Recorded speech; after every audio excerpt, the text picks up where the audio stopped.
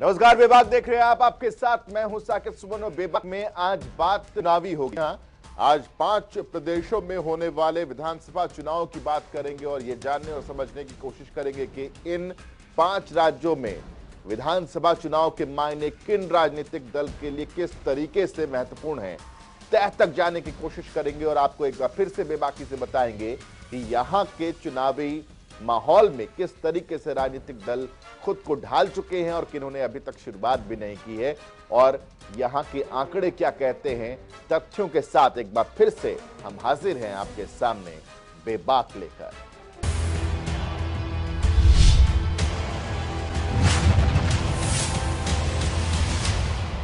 बेबाक में सबसे पहली रिपोर्ट जिसमें हम तारीखों से आपको रूबरू करा दें, आपको बता दें कि चुनाव आयोग ने जो तारीखें तय की हैं, जो दिन चुने हैं जब इन 5 प्रदेशों में चुनाव होंगे, अलग अलग चरणों में चुनाव किए जाएंगे और इन चुनावों के मायने बहुत ही महत्वपूर्ण है। लेकिन सबसे पहले तारीखों से अवेयर हो जाइए आप भी।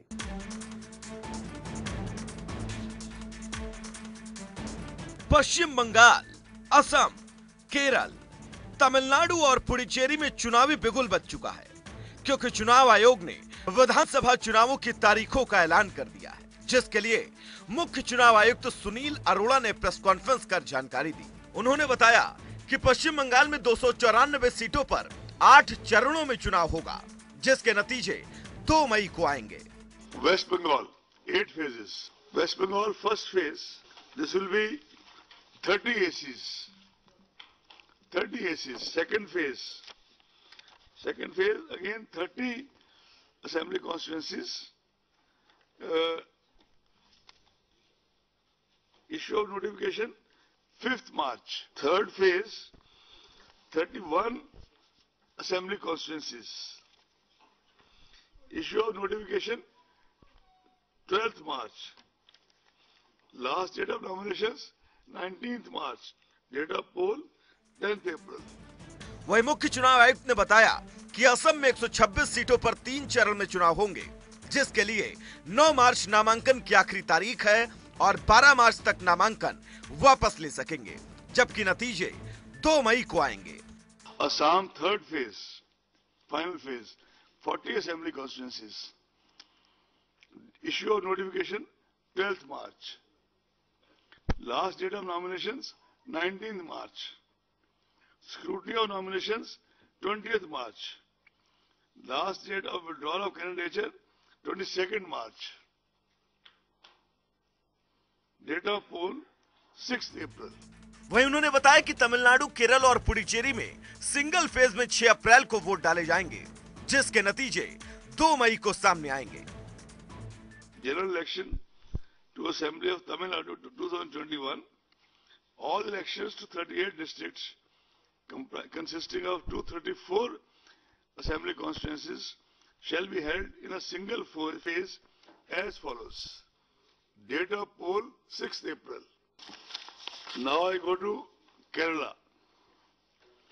All elections in 14 districts consisting of 140 assembly constituencies to be held in a single phase as follows. Date of poll 6th April. Puducherry, 2 districts, 30 assembly constituencies to be conducted in a single phase as follows. Date of poll 6th April. 5 राज्यों को मिलाकर कुल 824 विधानसभा क्षेत्रों में चुनाव होंगे, जिसमें 18 करोड़ से ज्यादा वोटर 2.7 लाख मतदान केंद्रों पर अपने मत का इस्तेमाल करेंगे। इनमें से अकेले पश्चिम बंगाल में ही 1 लाख से ज्यादा मतदान केंद्र होंगे। वहीं कोरोना महामारी के मद्देनजर गाइडलाइंस का पालन करते हुए वोटिंग होगी और इसका समय 1 घंटे बढ़ाया गया है। जमानत राशि ऑनलाइन जमा कराई जाएगी। उम्मीदवार समेत अधिकतम 5 लोग ही घर घर जाकर वोट मांग सकेंगे। चुनाव से जुड़ी जानकारी के लिए आयोग ने टोल फ्री नंबर 1950 भी जारी किया है। वहीं पुडुचेरी में कोई उम्मीदवार अधिकतम 22 लाख रुपए चुनाव प्रचार पर खर्च कर सकता है, लेकिन बाकी 4 राज्यों में किसी एक सीट पर कोई उम्मीदवार अधिकतम 38 लाख रुपए खर्च कर सकेगा। आपको बता दें कि 4 राज्यों में विधानसभा का मौजूदा कार्यकाल मई और जून में समाप्त हो रहा है। वहीं पुडुचेरी में विश्वास मत पर वोटिंग से पहले मुख्यमंत्री वी नारायणसामी के इस्तीफे देने से कांग्रेस के नेतृत्व वाली सरकार गिर गई थी, जिसके बाद वहां पर विधानसभा भंग कर राष्ट्रपति शासन लगा दिया गया है। ब्यूरो रिपोर्ट, जनता टीवी। तारीखों को समझने के बाद स्टेप बाय स्टेप आगे बढ़ते हैं, यानी कि कदम दर कदम आगे बढ़ते हैं। और अब आपको इन 5 राज्यों का जो समीकरण है उससे रूबरू कराते हैं। 5 प्रदेशों का समीकरण क्या कहता है, किसके पक्ष में, कहां एंटी इनकम्बेंसी फैक्टर, कहां सत्ता पक्ष के खिलाफ नाराजगी, कहां विपक्ष का आक्रामक रुख। देखिए इस रिपोर्ट में।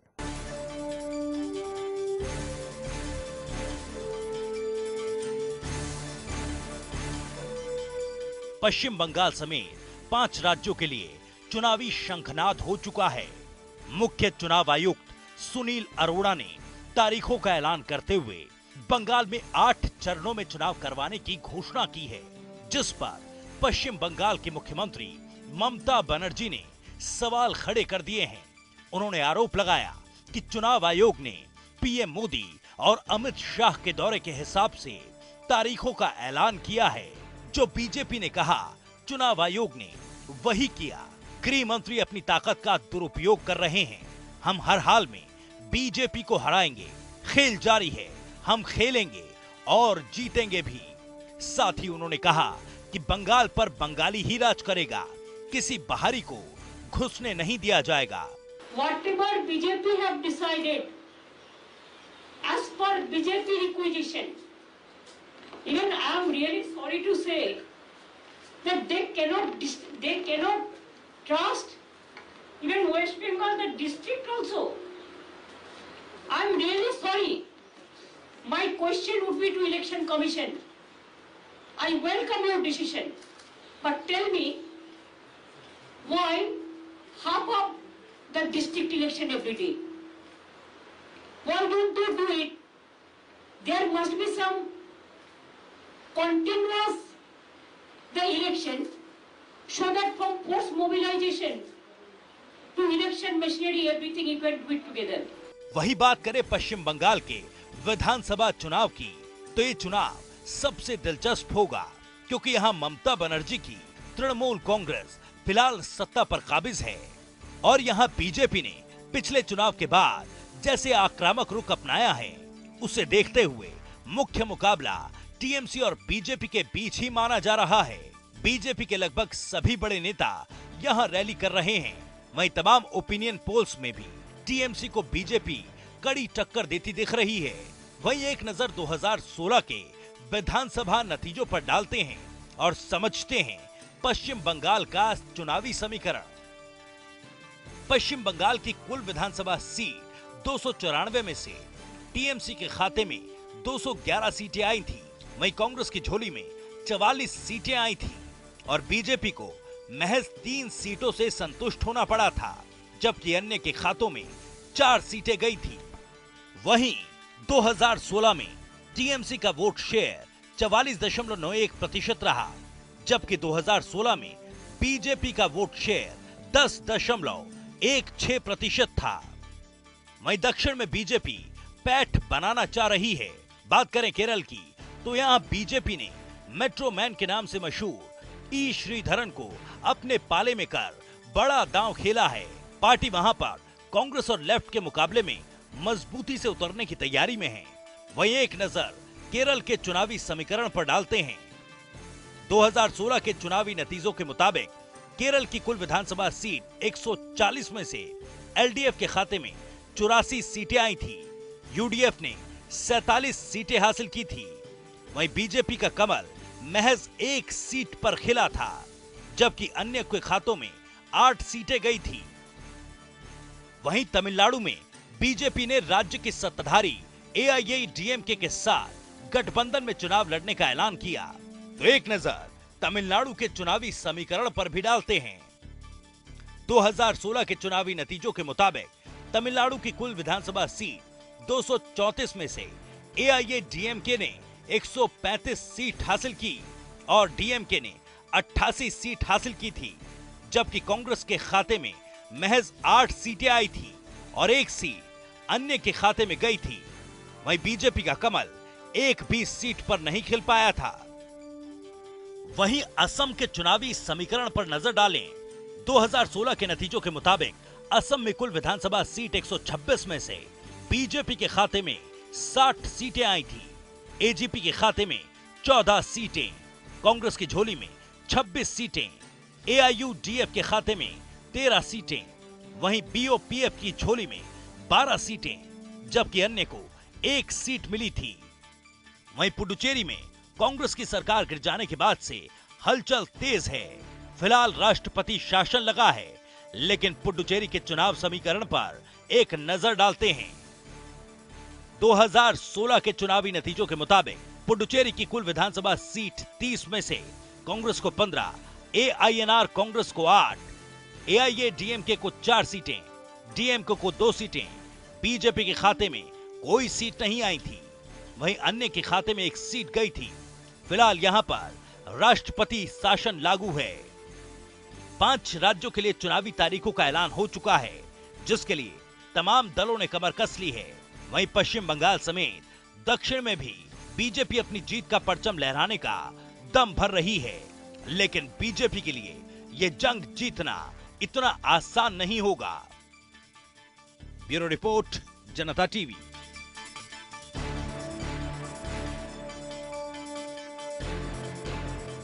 पांच राज्यों में चुनाव, इन राज्यों में होने वाले विधानसभा चुनाव का असर किस तरीके से पड़ेगा? इन 5 राज्यों में होने वाले विधानसभा चुनाव की तैयारियां किस तरीके से राजनीतिक दलों ने की हैं? इनके परिणाम किस तरीके से आगे आने वाले दिनों में और प्रदेशों में होने वाले चुनाव को लेकर के इन तमाम राजनीतिक दलों का मनोबल बढ़ाएंगे? कैसे नई नई पार्टियां कुछ इंट्रोड्यूस हो रही हैं, देखिए इस रिपोर्ट में। पिछले साल बिहार विधानसभा चुनाव और कई राज्यों में हुए उपचुनाव के दौरान एनडीए और खासकर बीजेपी को मिली जीत का असर अब 5 राज्यों में होने वाले विधानसभा चुनाव पर भी देखने को मिल सकता है और तमाम पार्टियों के लिए कड़ी परीक्षा ये साबित हो सकती है, जिसे पार पाने के जुगत में हर दल पूरी ताकत से जुटने की तैयारी में अभी से लग गया है। इन राज्यों में पश्चिम बंगाल, असम, केरल, तमिलनाडु और पुडुचेरी शामिल हैं। वहीं इन राज्यों में अगर बीजेपी का प्रदर्शन बेहतर रहा तो राज्यसभा का गणित भी उसके पक्ष में चला जाएगा, जहां फिलहाल विपक्ष मजबूत भूमिका में है, क्योंकि लोकसभा में बंपर बहुमत वाली केंद्र सरकार के सामने जब राज्यसभा से किसी विधेयक को पास कराने की बात आती है तो वो कई बार कमजोर पड़ती दिखाई देती है। इसका कारण है कि कई राज्यों से चुनकर आने वाले क्षेत्रीय दल कांग्रेस को अपना समर्थन दे देते हैं। असम में बीजेपी के नेतृत्व में एनडीए की सरकार सत्ता में काबिज है, इसलिए वहां पार्टी के सामने सरकार को बरकरार रखने की चुनौती होगी। इसके लिए पार्टी काफी पहले से तैयारी में जुट गई है। बीजेपी का सबसे ज्यादा ध्यान बंगाल पर है, जहां वो 10 साल से सत्ता में काबिज ममता बनर्जी की सरकार को उखाड़ फेंकना चाहती है। आइए आपको बताते हैं कि किन राज्यों में और कितनी सीटों पर विधानसभा चुनाव होने वाले हैं। 2021 में 5 राज्यों में विधानसभा चुनाव होंगे। बंगाल में कुल 254 सीटों पर चुनाव होगा, असम में 126 सीटों पर चुनाव होगा, केरल में 140 सीटों पर चुनाव होगा, तमिलनाडु की 234 सीटों पर चुनाव होंगे, पुडुचेरी में 30 सीटों पर चुनाव। असम में बीजेपी नेतृत्व वाली गठबंधन सरकार में दरार की खबरें आई थी, लेकिन पार्टी नेतृत्व ने जल्द ही इस पर काबू पा लिया। कांग्रेस की कमजोरी बीजेपी के लिए वरदान साबित हो सकती है।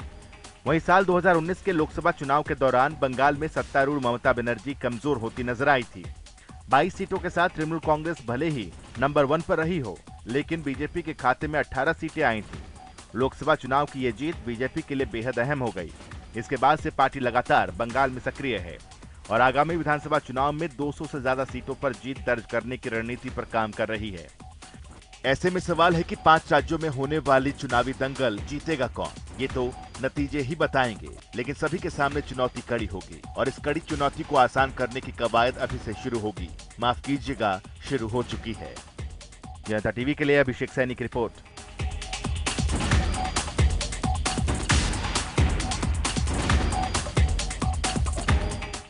इन 5 प्रदेशों में होने वाले जो चुनाव हैं, इनमें सबसे बड़ा प्रदेश पश्चिम बंगाल है। यहां की राजनीति में सबसे ज्यादा दिलचस्पी इसलिए बढ़ गई है क्योंकि यहां भारतीय जनता पार्टी ने अपना कद बढ़ाना शुरू कर दिया है। 2019 में हुए लोकसभा चुनाव के दौरान यहां भारतीय जनता पार्टी का जो प्रदर्शन रहा, जिस तरीके से उन्होंने लोकसभा की सीटें जीती, उसने ममता बनर्जी के पेशानी पर बल ला दिया है, परेशान कर दिया है। और इसलिए इस बार का यहां जो फाइट होने वाली है, ऐसा माना जा रहा है कि नेक टू नेक फाइट हो रही जा रही है। जरा समझिए कि किस तरीके से बीजेपी का कद पश्चिम बंगाल में बढ़ा है। और यह भी याद रखिए कि पश्चिम बंगाल को जीतना भारतीय जनता पार्टी के कद्दावर नेता अटल बिहारी वाजपेयी और लाल कृष्ण आडवाणी का भी सपना है। देखिए, पश्चिम बंगाल में विधानसभा चुनाव की तारीखों का ऐलान हो चुका है, लेकिन बीजेपी ने बंगाल में अपनी जमीन तलाशनी साल भर पहले ही शुरू कर दी थी, जिसका फायदा बीजेपी को 2019 के लोकसभा चुनाव में मिला भी। और अब यही वजह है। ऐसे में यह कहना गलत नहीं होगा कि सत्तारूढ़ तृणमूल कांग्रेस पिछले लोकसभा चुनाव परिणाम से इतनी डरी हुई है कि वो बीजेपी के हर एक कदम को गंभीरता से ले रही है, क्योंकि बीजेपी ने पिछले लोकसभा चुनाव में पश्चिम बंगाल की राजनीति को पलट कर रख दिया था और केंद्र की सत्ता पर काबिज भगवा दल ने पश्चिम बंगाल की 42 लोकसभा सीटों में से 18 सीटें जीतकर विधानसभा चुनाव में अपनी मजबूत दावेदारी पेश कर दी थी। तब से मुख्यमंत्री और टीएमसी के मुखिया ममता बनर्जी काफी चौकन्ना हो चली है। ऐसे में राजनीति के जानकारों का मानना है कि दीदी ने प्रदेश में बीजेपी की बढ़ती पैठ से घबराकर ही नरम हिंदुत्व का आसरा ले लिया है, क्योंकि ममता सरकार ने 8000 ब्राह्मण पुजारियों को 1-1000 रुपए मासिक भत्ता और मुफ्त आवास देने की घोषणा की है। कहा जा रहा है कि ममता के हिंदू विरोधी और मुस्लिम समर्थक होने की छवि मजबूत हो रही थी, जिस वजह से उन्हें ब्राह्मण पुजारियों की शरण में जाना पड़ा। इससे पहले 2012 में टीएमसी ने मस्जिदों के इमामों को हर महीने 2500 रुपए और मुअज्जिनों को 1500 रुपए के मासिक भत्ता देने का ऐलान किया था। दरअसल पश्चिम बंगाल में टीएमसी बनाम बीजेपी के बीच लगातार जोर पकड़ रही टकराव के बीच लोकसभा चुनाव के नतीजों में छिपे आंकड़े ही हैं। वहीं चुनावी आंकड़ों पर गौर करें तो 2014 के लोकसभा चुनाव में बीजेपी को महज 2 सीटों पर बढ़त मिली थी, जबकि 2019 के लोकसभा चुनाव में बीजेपी ने 18 सीटों पर बढ़त बनाई। वहीं बात विधानसभा सीटों की करें तो पश्चिम बंगाल में कुल 294 विधानसभा सीटें हैं। साल 2016 में हुए विधानसभा चुनाव के मुताबिक टीएमसी को 211, लेफ्ट को 33, कांग्रेस को 44 और बीजेपी को महज 3 सीटें हासिल हुई थी। लेकिन बीजेपी ने 2019 के लोकसभा चुनाव में शानदार प्रदर्शन किया, क्योंकि इन चुनाव में टीएमसी वोट शेयर 43.3% था, तो वहीं बीजेपी का वोट शेयर 40.3% था। बहरहाल पश्चिम बंगाल में दीदी के सामने नई चुनौती भगवा लहर को थामने की है, तो बीजेपी इस विधानसभा चुनाव में लोकसभा में सामने आए वोटों के अंतर को पाटने के पीछे जी जान से जुट गई है। ऐसे में अगले साल विधानसभा चुनाव हो जाने तक पश्चिम बंगाल में बीजेपी बनाम टीएमसी का यह दंगल लगातार सामने आते रहने की संभावना प्रबल है। जनता टीवी के लिए अभिषेक सैनी की रिपोर्ट। अब पश्चिम बंगाल में सियासत चरम पर है, सियासी जंग चरम पर है और इस जंग में कुछ ऐसी खबरें भी सामने आई हैं, ऐसी तस्वीरें भी सामने आई है जहां पर झड़पें भी देखने को मिली है भारतीय जनता पार्टी और टीएमसी के कार्यकर्ताओं के बीच। देखिए आखिर पश्चिम बंगाल में इस तरह की मुठभेड़ की वजह क्या है, ऐसे आपसी टकराव की वजह क्या है। राजनीति में रक्त की कोई जगह नहीं होती, लेकिन राजनीति पश्चिम बंगाल की रक्त रंजित हो रही है। देखिए,